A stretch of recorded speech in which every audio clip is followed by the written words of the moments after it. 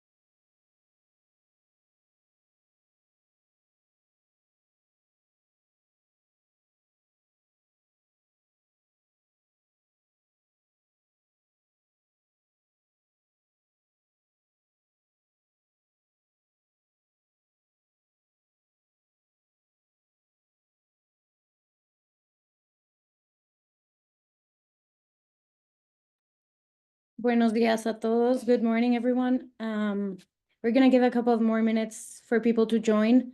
Please note that there is Spanish-English interpretation for those that need it. Felipe and I will give our presentation in Spanish, and Isabella and Kate will give their presentations in English. So I highly encourage you select your language now. It's either as a globe icon on the bottom of your screen, or you'll have to click on the three dots that say more, and then you'll see the globe icon, and you can select your language. Para todos los que se están uniendo, buenos días. Vamos a dar unos minutos más para que se unan las personas que faltan. Tenemos interpretación en inglés y en español. La mitad de los que vamos a presentar vamos a hablar en español y la otra mitad va a hablar en inglés. Entonces, les aconsejo activar su interpretación. Puede estar abajo en su pantalla como un globo como un icono en forma de globo. Y si no, le dan a los tres puntitos donde dice más y ahí debe aparecer el icono de interpretación y pueden escoger el idioma que prefieran. Y bueno, en un minuto creo que podemos empezar, si todo el mundo está de acuerdo.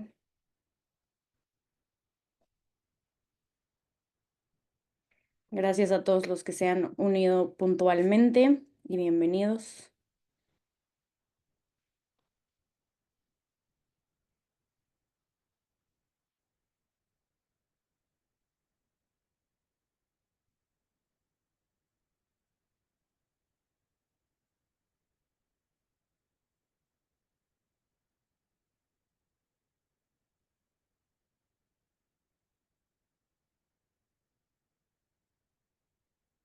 Pues bueno, creo que podemos empezar.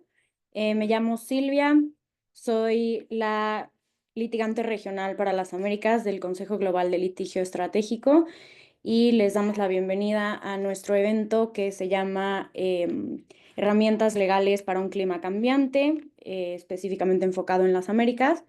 Me acompañan colegas del CGRS, que es el Center for Gender and Refugee Studies. Son Felipe y Kate. Nos da muchísimo gusto compartir este espacio con ellos y estamos muy agradecidos que quisieran juntar las presentaciones de estas herramientas que esperamos que sean muy útiles para todos los que se han conectado hasta ahorita. Y también me acompaña mi colega y la directora del Consejo Global de Litigio Estratégico, Bella Musselmans.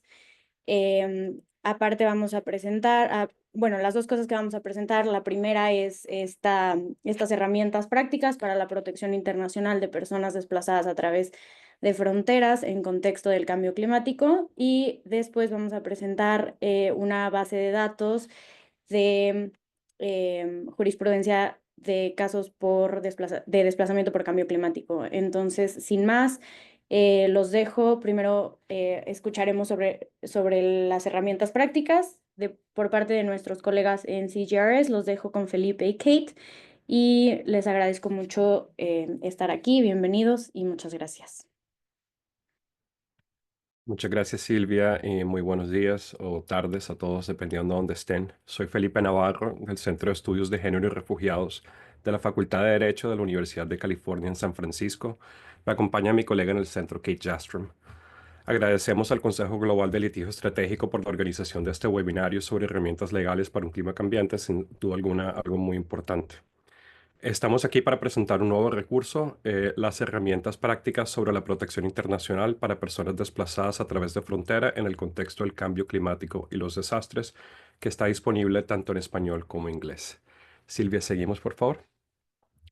A manera de hoja de ruta, en esta sesión, mi colega y yo presentaremos las herramientas prácticas, expondremos 5 consideraciones clave derivadas del análisis del estado actual del derecho. Abordaremos la definición de persona refugiada a nivel internacional y regional, así como los marcos de protección bajo el derecho de los derechos humanos. Y propondremos un ejercicio práctico hacia el final. Seguimos, Silvia, por favor. Eh, Al final de la sesión nos gustaría escuchar sobre sus comentarios y preguntas, pero también queremos escuchar sus perspectivas ahora que estamos comenzando y lo podemos hacer a través del chat si se sienten cómodos, si quieren participar. Queremos tener una idea rápida de cómo están abordando este tema, así que les vamos a proponer 2 preguntas muy breves que nuevamente los invitamos a responder por el chat. Primero, pensemos en su experiencia, cuéntenos con qué frecuencia los impactos del cambio climático o los desastres aparecen en las solicitudes de asilo. O sea, qué tanto se ven en las solicitudes de asilo los impactos del cambio climático o los desastres. Frecuentemente, a veces, rara vez, nunca. Los que quieran participar en el chat, los invitamos a hacerlo. Y si no, pues podemos continuar.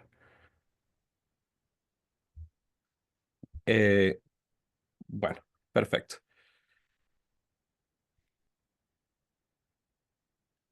Bueno, con esto le cedo la palabra a Kate, que puede seguir explicándonos un poco el contexto de las herramientas prácticas. Thank you, Felipe, and hello, everyone.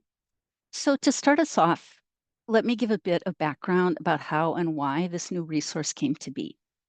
The Practical Toolkit grew out of an awareness that displacement in the context of climate change and disasters is not a future phenomenon, it's happening now. While most people are likely to remain within their own countries, at least initially, some may move across international borders in search of safety and protection. So, in considering the possible legal responses to this movement, many people didn't initially see that refugee law was even relevant. There was a lot of confusion about how the notion of a well founded fear of persecution mapped onto the effects of climate change. But in recent years, we've come to understand and see with our own eyes how the impacts of climate change and disasters interact with other social, economic, and political drivers of displacement. So, in other words, they're part of the hazardscape that creates risks for people. So, this means while there's no such legal category as a climate refugee, there are most certainly people who are placed at a heightened risk because of the impacts of climate change or disasters. And these impacts affect different people in different ways. Factors such as gender, age, indigeneity, sexual orientation or gender identity, disability, and health intersect in ways that may create particular risks for particular individuals or communities. Next slide, please. So increasingly, legal practitioners and judges around the world are grappling with whether and how the impacts of climate change and disasters may support an international protection claim. So a critical development was the publication in 2020 of UNHCR's guidance, Legal Considerations Regarding Claims for International Protection, made in this context. At the Center for Gender and Refugee Studies, we took UNHCR's work as an inspiration for a practice advisory in 2023 that's focused specifically on US law aimed at US practitioners, showing how attorneys in the US analyze and argue such claims by drawing on cases from our database of US decisions. This practical toolkit takes the next step by focusing on existing international refugee and human rights law, as well as regional law in the Americas and elsewhere, showing how they already have been or could be applied in cases in other countries. Over the course of the past decade, an important body of case law and guidance has developed in many countries that shows clearly how, in the right factual scenario, people can indeed qualify for protection as refugees or beneficiaries of complementary protection. We discuss these cases in the toolkit. They show that there's no need to make things overly complicated. The better option is to apply existing protection principles to the facts at hand, appreciating how the impacts of climate change and disasters interact with the broader social and political context. Next slide, please. So this is why we developed the practical toolkit. And by we, I mean Felipe and myself at the center, together with Jane McAdam and Tamara Wood at the Caldor Center for International Refugee Law in Australia, and Jeff Gilbert at Essex Law School and Human Rights Center in the UK, with the support of UNHCR. And I know that Global Strategic Litigation Council has organized similar events later this month with Professor McAdam and Professor Gilbert for their respective regions. We consulted widely with a broad range of practitioners, judges, UNHCR officials, and legal experts across the world, including in the Americas, in writing this toolkit. The toolkit provides a clear, detailed, and action-oriented resource for lawyers and judges tasked with assessing international protection claims involving the impacts of climate change and disasters. And it's accompanied by a shorter overview version, which is intended as a quick reference guide.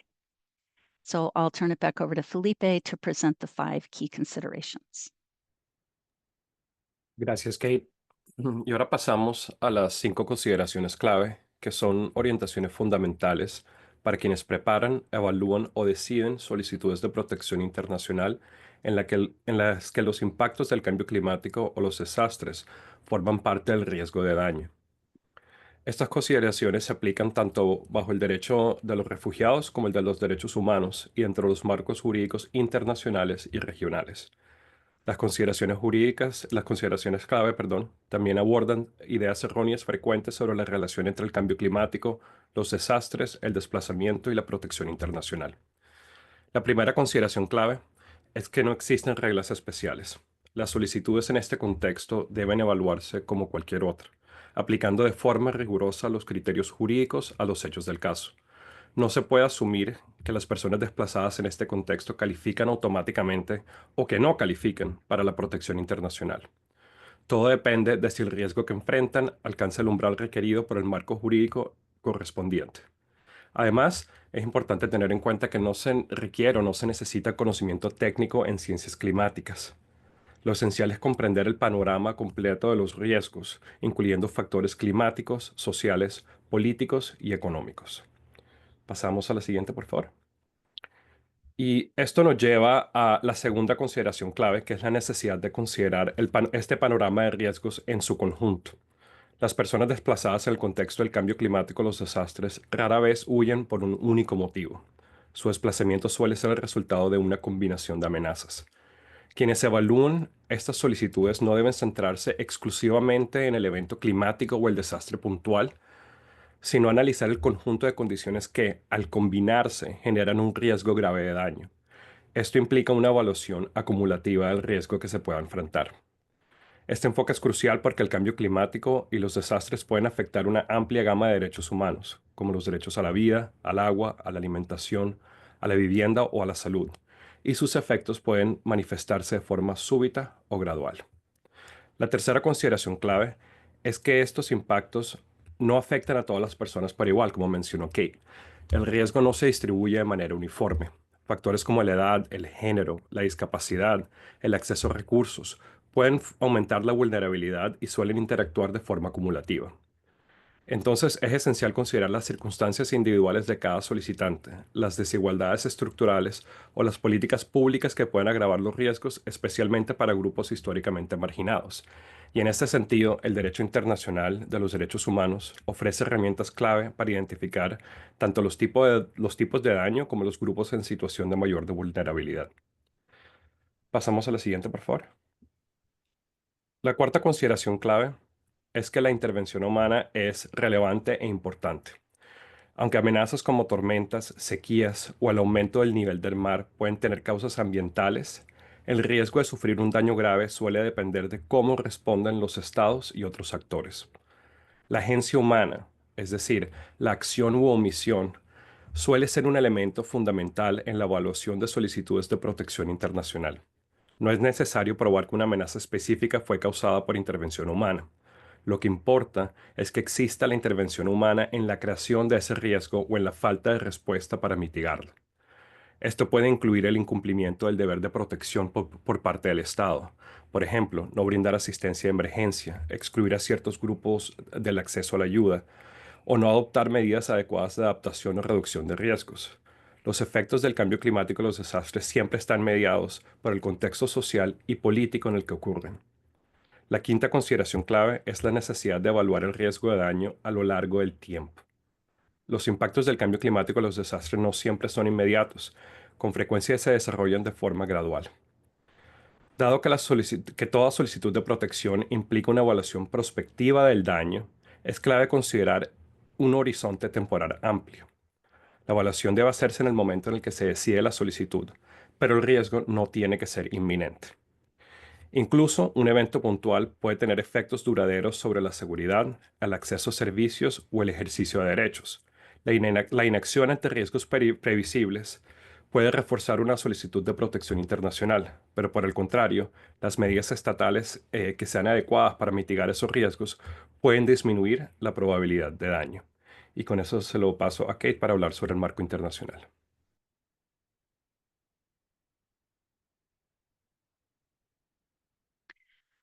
I'll go briefly through each component of the 1951 Convention definition to give you a sense of how the key considerations apply under the specific definition of a refugee, and to frame the practical exercise that we will look at shortly. The full practical toolkit provides a more detailed analysis of the Convention definition, as well as the other international protection frameworks. So first, turning to the element of being persecuted.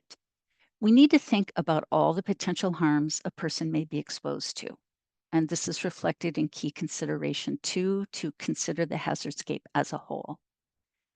Persecution requires human acts or omissions. This is summed up in key consideration 4, that human agency is relevant.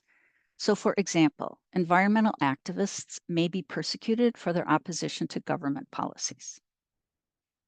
Persecution may arise as a result of existing inequalities and discrimination, which expose some people to more serious harm.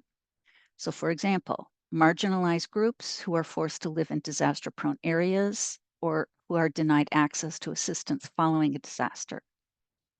Where governments fail to adequately prevent or respond to climate change and disasters, the resulting harms may amount to persecution. Second, looking at well-founded fear, it's necessary to make a forward-looking assessment of how the risk will play out in the future. And this tracks key consideration 5, to consider the risk of harm over time. For slower onset hazards and impacts, consider their potential trajectory, as well as potential government action to reduce the risk. The fact that harm is experienced by an entire community or by a large group of people within the community, such as women or indigenous groups, may support the well-foundedness of the fear. Third, turning to nexus to a convention ground, climate change and disasters are not indiscriminate, as summed up in key consideration 3, that they affect different people in different ways. So people who are already marginalized or in vulnerable circumstances may be at a particular risk of harm, and their shared characteristics may correspond to one or more of the convention grounds. So let me suggest 3 examples. Race. Climate change may exacerbate ongoing struggles over land and natural resources, which already occur along racial identity lines, particularly for Indigenous peoples. Another example, particular social group. Women or children may be left out of disaster preparedness or miss out on relief, assistance, and recovery responses. And political opinion. Environmental activists, land defenders, and journalists may be targeted. And finally, in considering internal flight alternative, climate change and disasters may be relevant to this assessment, irrespective of whether they are also relevant to the central protection claim. A recent study of judicial practice in Austria found that disaster-related factors were considered as part of the internal protection alternative assessment in 44% of the cases, even when they were not relevant to the basic claim for protection. Okay, next slide, please. So in addition to refugee law, human rights law can provide protection for some people. Felipe will speak about the Inter-American system in a moment, but at the international level, the main developments have come in the context of the International Covenant on Civil and Political Rights, specifically the right to life and the prohibition against torture or cruel, inhuman, or degrading treatment or punishment. The UN Human Rights Committee has acknowledged in its general comment number 36 on the right to life that environmental degradation, climate change, and unsustainable development constitute some of the most pressing and serious threats to the ability of present and future generations to enjoy the right to life. In the case of Tishiota v. New Zealand in 2020, the Human Rights Committee considered whether the impacts of sea level rise caused by climate change in Kiribati threatened the applicant's right to life such that New Zealand should not be able to return him there.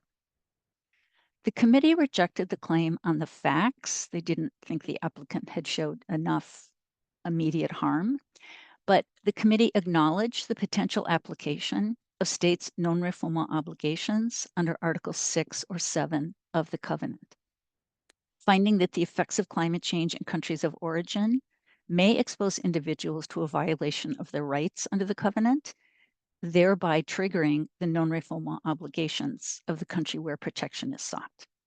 Back over to you, Felipe. Gracias, Kate. Seguimos a la siguiente, Silvia, por favor. Ahora vamos a cubrir el marco jurídico en las Américas, comenzando con la Declaración de Cartagena. Como pueden saber, Cartagena propone una definición regional de persona refugiada que es más amplia que la de la Convención de 1951. Incluye a personas que han huido de su país porque su vida, seguridad o libertad se ha visto amenazada por circunstancias que incluyen la violencia generalizada, violaciones masivas de derechos humanos u otras circunstancias que hayan perturbado gravemente el orden público. Aunque no es jurídicamente vinculante, muchos países en la región han incorporado esta definición en sus legislaciones nacionales, aunque con ciertas variaciones.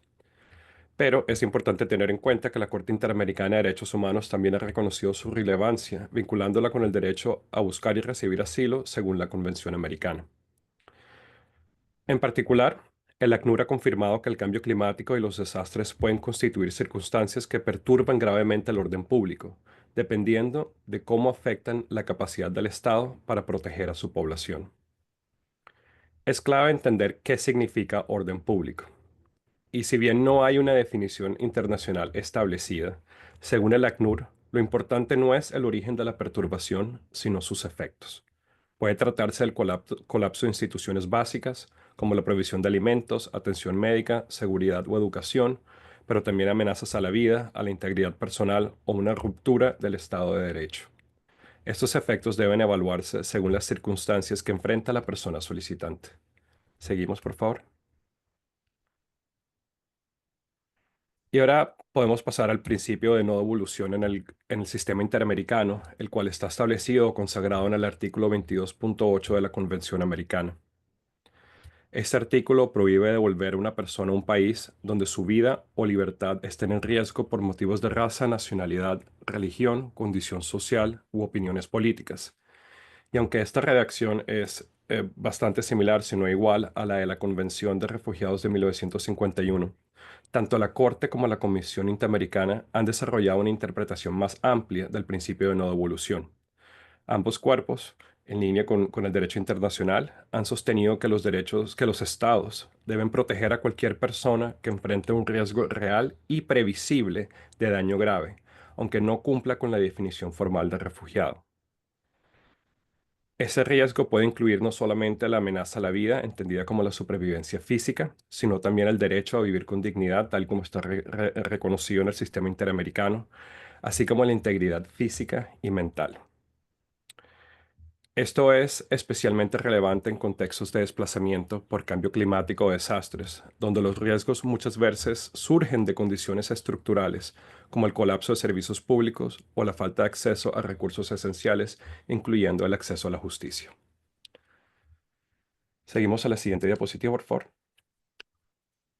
Antes de devolverle la palabra a Kate, quisiera destacar brevemente algunos desarrollos regionales que son muy relevantes para la conversación de hoy.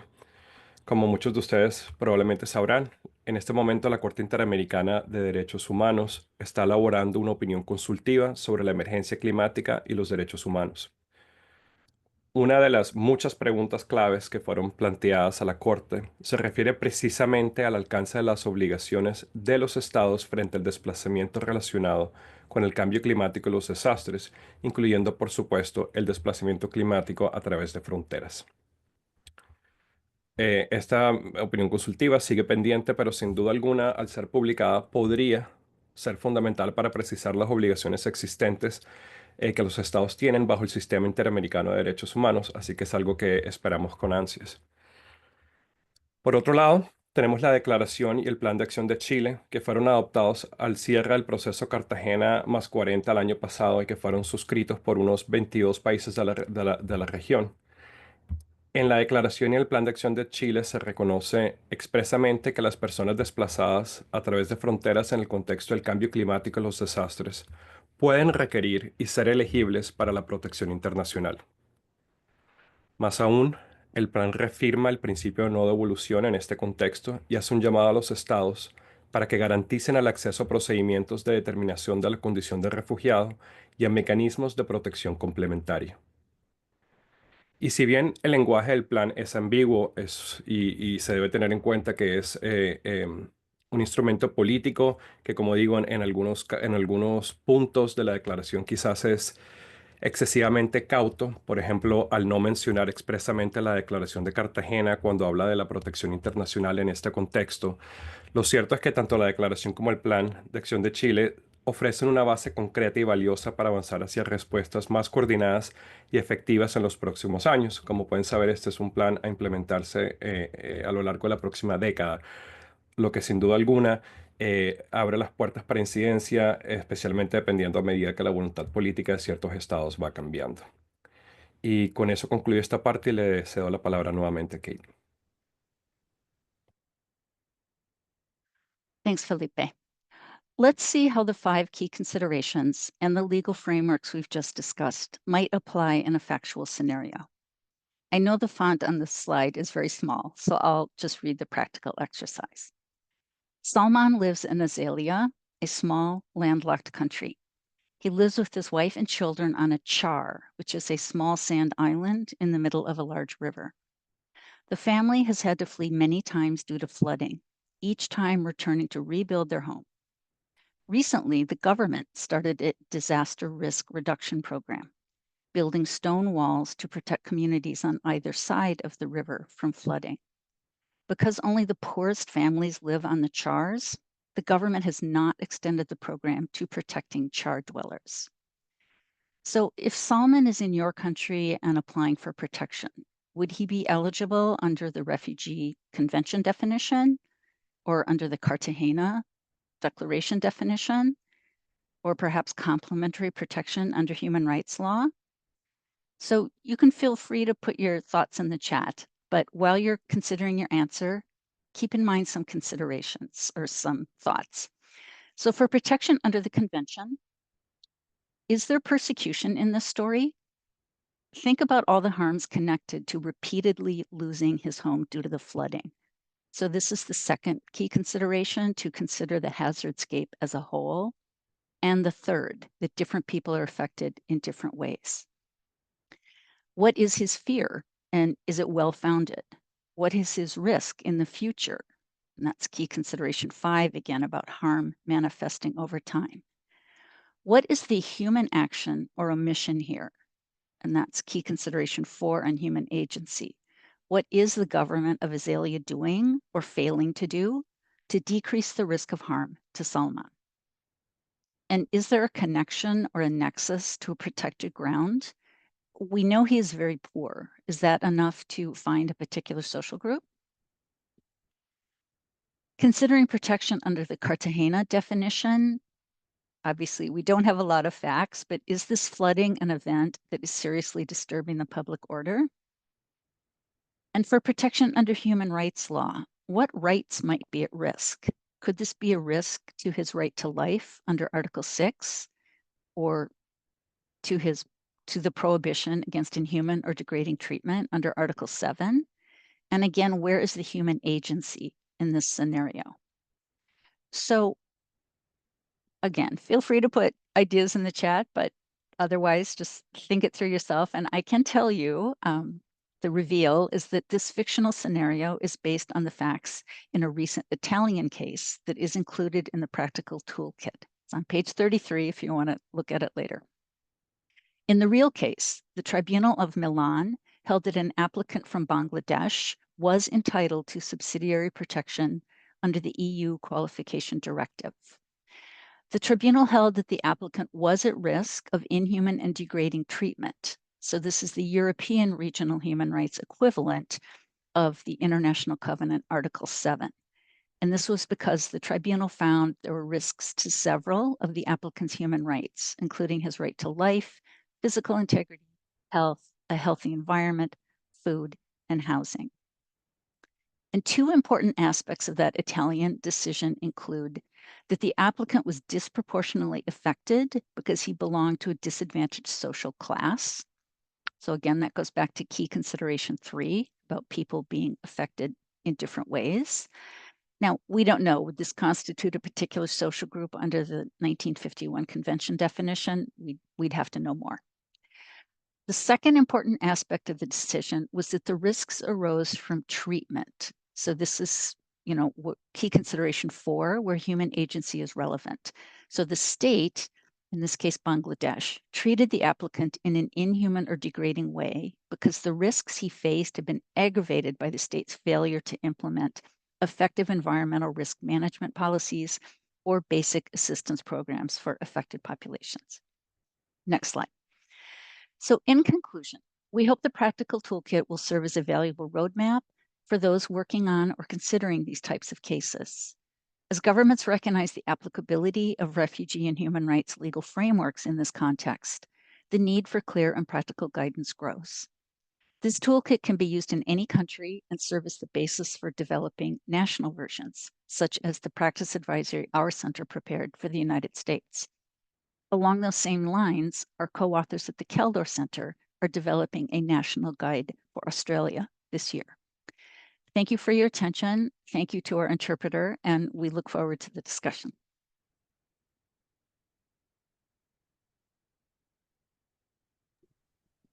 Thank you so much, Kate and Felipe.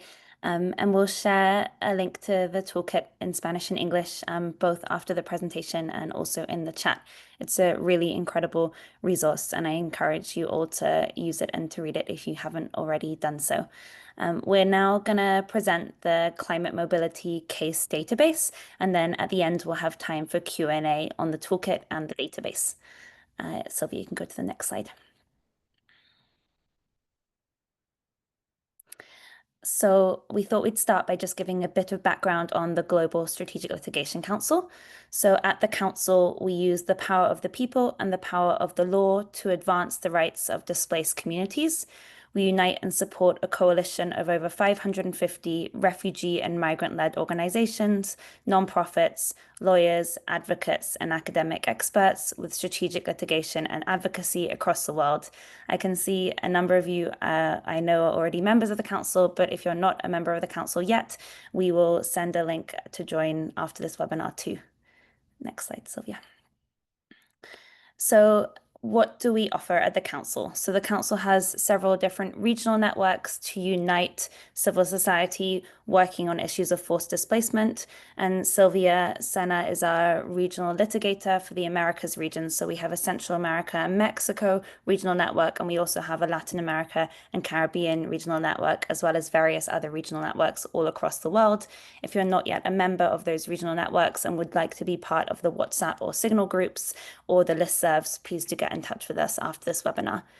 We also provide our members with strategy development on cases and provide expert support on their litigation and advocacy. We regularly intervene as amicus in different cases across the world, and we run training and provide resources such as this database. In general, we hope to create a community building environment for people working in this area of law and allow for peer-to-peer learning, as well as providing support to our members. The council has a set of three thematic priorities that are directed by our membership. And the latest thematic priority is climate displacement. So our members across the world, we held a series of in-person regional consultations across the different regions of the world. And our members expressed an interest in climate displacement being a key priority, given the experience they had seen of clients coming to them and communities around them facing climate displacement. We therefore realized that there was a need for a free public library of global litigation related to climate mobility and immobility that practitioners could share to create strategies, strengthen their legal arguments, and enhance their impact in this area of law. And together with Earth Refuge, the Raoul Wallenberg Institute, and the Zolberg Institute on Migration and Mobility, we are therefore pleased to announce the official launch of our climate mobility case database. This database is unique, and Sylvia will demonstrate the database shortly and share it with you, but it's unique because it includes case summaries that also have a section on the lessons learned from each case and how that can be leveraged for future litigation. So whether it's a negative precedent or a positive precedent in the realm of climate displacement, we include a section in each case summary that teaches or shares lessons we think can be used from that particular case in future litigation, either within the region or in different regions of the world. We will also have spotlight blogs on the database, which will demonstrate important pending cases and include insight and analysis from the trends emerging from the database across time and across regions. We hope this will enable global civil society to collectively to work out where are the right places to bring the right cases to advance the rights of climate displaced communities. We will also have blogs which amplify the voices of those directly affected, as we really feel it is important to center those people with lived experience in this work.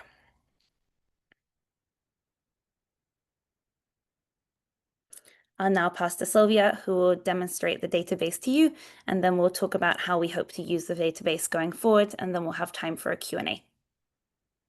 Muchísimas gracias, Isabela. Y pues como ya comentaste, les vamos a enseñar ahora cómo funciona la base de datos y un poco cómo se utiliza. Voy a demostrar buscando un caso específico y podemos quizás comentar un poco sobre ese caso, pero bueno, esta es la introducción y aquí viene un poco una explicación también.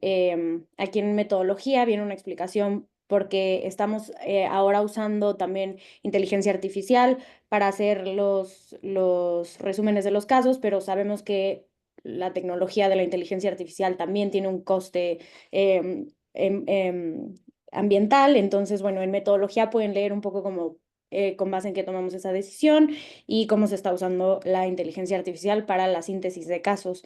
Acá pueden ver una línea del tiempo de los casos y por color pueden ver si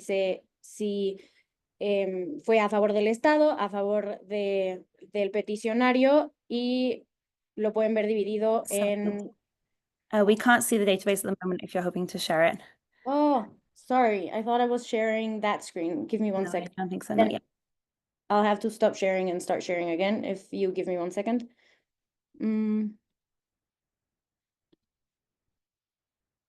Discúlpenme todos, pensé que ya estaban viendo, como pusimos el link, pensé que ya estábamos ahí, pero en un segundo, listo. Entonces, ahora sí. Como les decía, este es hasta arriba está la función, perdónenme, el botón donde se explica la metodología. También hay una función para las personas que utilicen la base de datos y quieran proporcionar retroalimentación o quieran dejar algún comentario o sugerencia y algunas preguntas frecuentes sobre la base de datos. Acá está la línea del tiempo que les estaba mencionando y aquí vienen los criterios divididos en desplazamiento interno desplazamiento a través de las fronteras y desplazamiento interno, y si en el caso específico se encontró o la sentencia fue a favor del Estado o a favor del peticionario. Aquí pueden seleccionar si quieren ver solamente desplazamiento interno o solamente desplazamiento a través de las fronteras, pero bueno, es un filtro, entonces seleccionan uno o seleccionan el otro. Denme un segundo porque me veo a mí, pero no veo la pantalla. Bueno, acá ya está toda los filtros y un poco como el lugar para hacer las búsquedas específicas de lo que quieran buscar. Está muy bien dividido, entonces pueden primero hacer una búsqueda por país, después puede ser también por región. El tipo de movilidad, de nuevo interna o a través de fronteras, pueden acortar los tiempos en los que quieran, los plazos en los que quieran buscar. La decisión, igual que arriba, si se encontró a favor del Estado, del aplicante, del individuo. Acá el tipo de daño o de desastre y pues eso, hay unos que son desastres y otros que son de larga duración, entonces también es muy útil en ese caso. Las características específicas del aplicante, el país de origen, la región. Como mencionaban Kate y Felipe, es muy importante tener en cuenta las vulnerabilidades de la persona y específicamente aplicado en cada caso, entonces también se puede filtrar por vulnerabilidad específica. Los derechos que fueron argumentados en el caso, también lo mencionaron Kate y Felipe, el derecho a la vida, la prohibición a la tortura y los tratos crueles, inhumanos y degradantes, y bueno, el derecho a un medio ambiente sano, etc. Y por último, un poco como los instrumentos internacionales que se utilizaron. Entonces, todos estos son los filtros por los que pueden buscar. Y ahora voy a demostrar un caso del que seguramente han escuchado, que es la TES 123 de la Corte Constitucional de Colombia, que es sobre desplazamiento interno. Entonces, para darles un ejemplo, aquí viene la fecha, a favor de quién fue, que fue de los aplicantes, y el tipo de caso, las consideraciones que hizo la Corte. Aquí podemos ver más. Bueno, este se ve un poco no sé, se ve un poco de un color diferente, pero bueno, aquí pueden ver la categoría de caso, cómo está clasificado, una breve descripción del caso, el nombre y los peticionarios, que en este caso son José Noé y Ana Librada. Y no sé si saben del caso, les puedo contar un poco del caso. Estas son unas personas que vivían en un área cercana a un río, y era un río que constantemente se inundaba, era un área que constantemente sufría inundaciones, hasta que llegó el punto en el que José y Ana tuvieron que abandonar su casa. José y Ana además eran agricultores, entonces también tuvieron que abandonar sus medios de vida, y cuando llegaron al lugar donde se reubicaron, tuvieron dificultades en acceder a los servicios del Estado y a apoyo estatal. Entonces iniciaron un juicio y la Corte Constitucional de Colombia, primero que nada y lo más importante, es que los reconoció como personas víctimas de desplazamiento forzado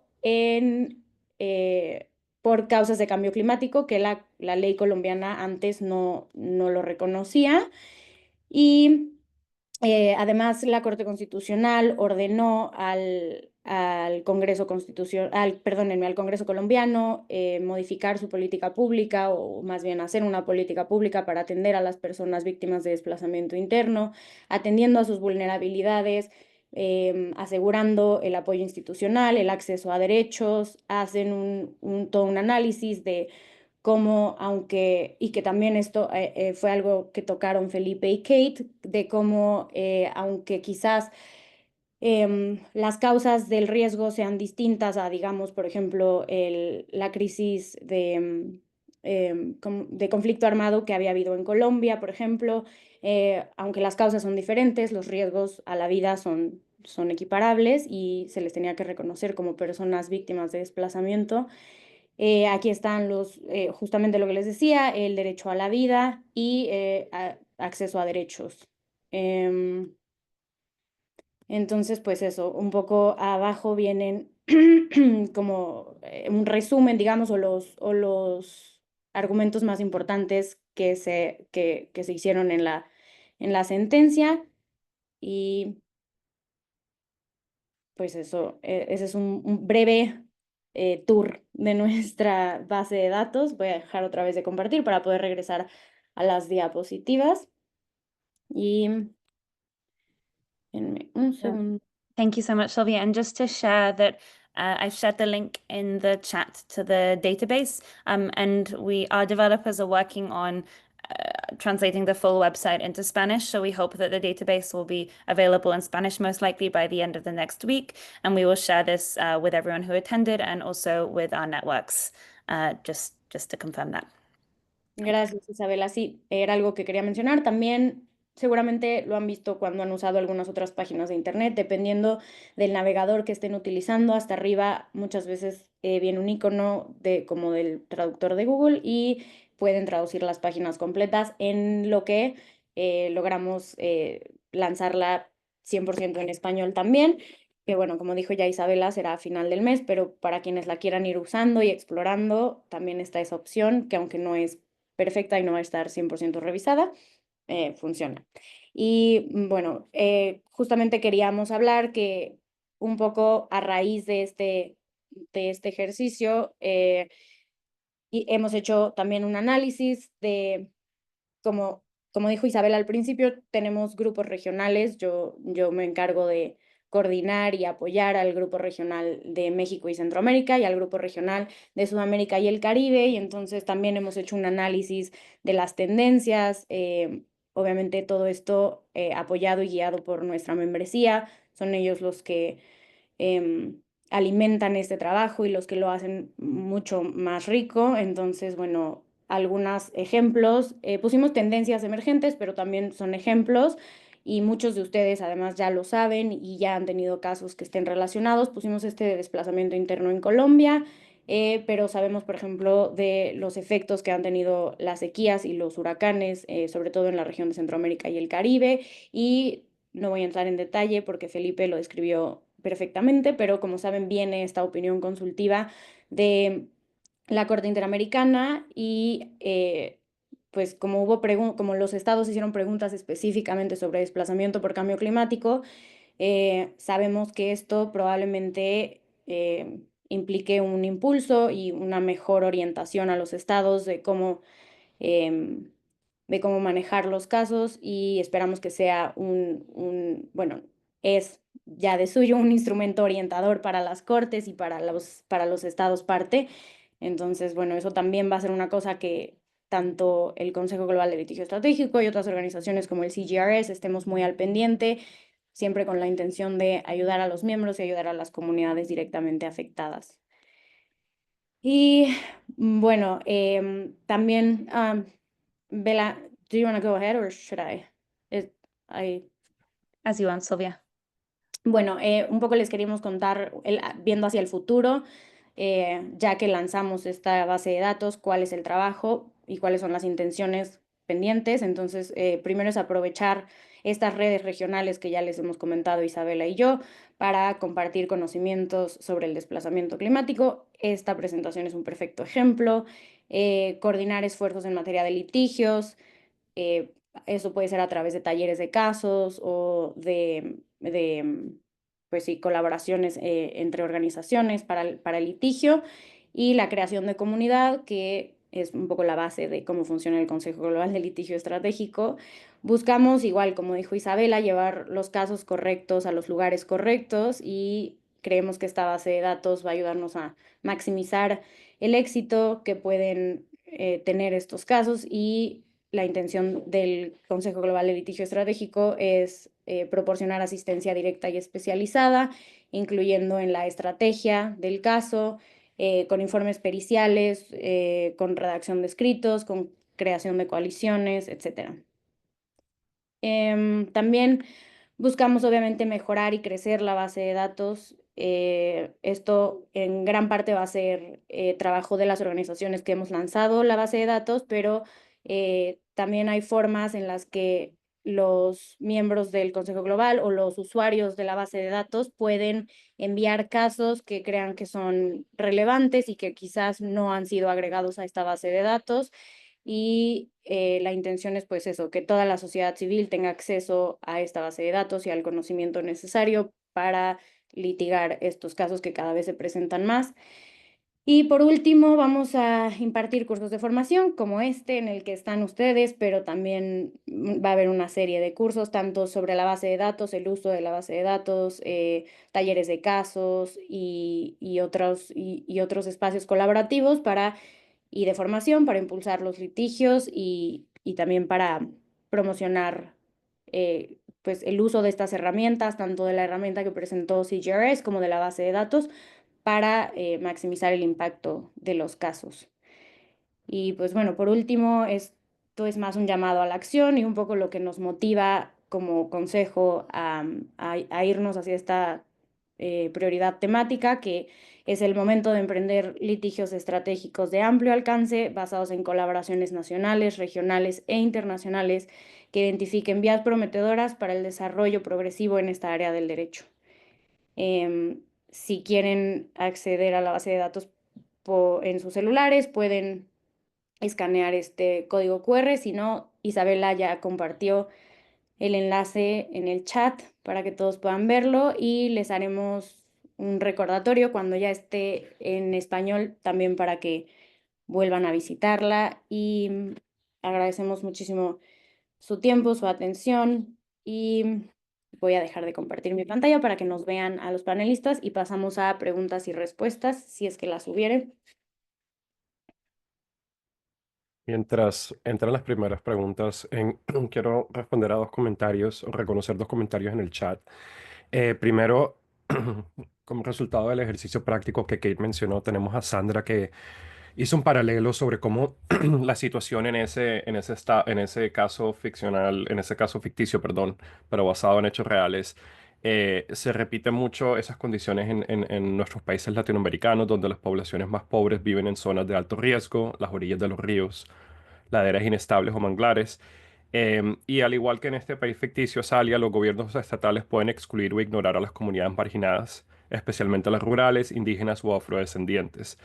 Y hace el paralelo que la situación de Salman es similar a la de muchas familias que se ven desplazadas del corredor seco desde Centroamérica o, por ejemplo, en zonas inundables del Caribe colombiano.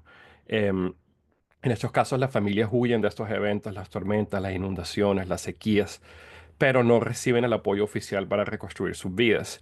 Y Sandra, muchas gracias por esta intervención muy interesante. Concluye diciendo que Salman y su familia viven en condiciones de alta vulnerabilidad climática en esta zona que es propensa a inundaciones, y aunque el gobierno ha tratado de implementar medidas para ayudar a esta situación para otros, a la vez también ha reproducido la desigualdad existente que afecta a Salman, perdón, y a su comunidad que vive en un char. Muchas gracias, Sandra, por compartir eso. Me parece que tienes toda la razón. Y también quiero reconocer el comentario de José, que dice que nos recuerda que en el contexto del sistema interamericano también tenemos la resolución de la Comisión Interamericana de Derechos Humanos sobre movilidad humana inducida por el cambio climático y los desastres, y compartió el link. Muchas gracias, José. Es cierto, tenemos esa resolución adicional en las Américas. Y para los que no la han leído, no la han visto, esa resolución repite o establece, perdón, no repite, sino que establece muchas de las cosas que hemos dicho en esta sesión de hoy. Por ejemplo, habla sobre el derecho a buscar y recibir asilo en este contexto, incluyendo la Declaración de Cartagena. Habla sobre el principio de la no devolución y también habla sobre mecanismos de protección complementaria, tanto en el derecho internacional, entendidos en ese sentido estricto, pero también los mecanismos complementarios más amplios que no están basados en el derecho internacional o el derecho de los refugiados, pero que sí pueden presentar cierto alivio, como mecanismos de estancia, visas humanitarias, protección temporal y otros mecanismos. Eh, Resalto también que la resolución va más allá del desplazamiento transfronterizo, sino que trata el desplazamiento climático en todas sus facetas, desde la prevención hasta cuando ya sucede.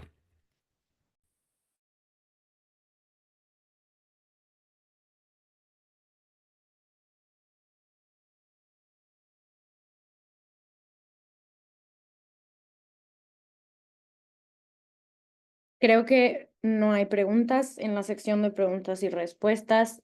Como dijo Felipe, agradecemos mucho la participación en el chat, las personas que han compartido otros recursos, también esa es la intención de este tipo de encuentros y de este tipo de webinars. Agradecemos las felicitaciones también a quienes las han enviado.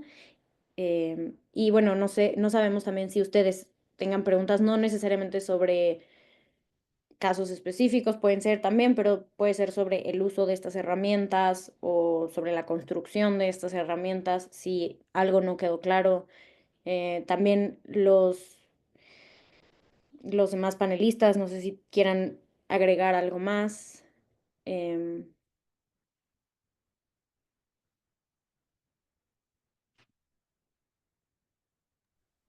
Thanks, Sylvia. I think there was one more comment in the chat. ah. Congratulations on the new innovative tool. They complement each other very well. The database, there's also KIME database developed by the platform on, displacement by IOM. At our in-person launch event the other week, we also presented the Climb database and can share with you that as well in our follow-up and resources. We had a colleague called Timo come to present that too, and it's very complementary. It covers kind of the policies and laws around the world in relation to climate displacement. So I think with these three resources all together, it's really hoping to kind of empower civil society to advance rights in this emerging area of law. And Sylvia, I think we can close unless there are any pending questions. I don't see any in the chat. Or Kate and Felipe, if you had any closing words.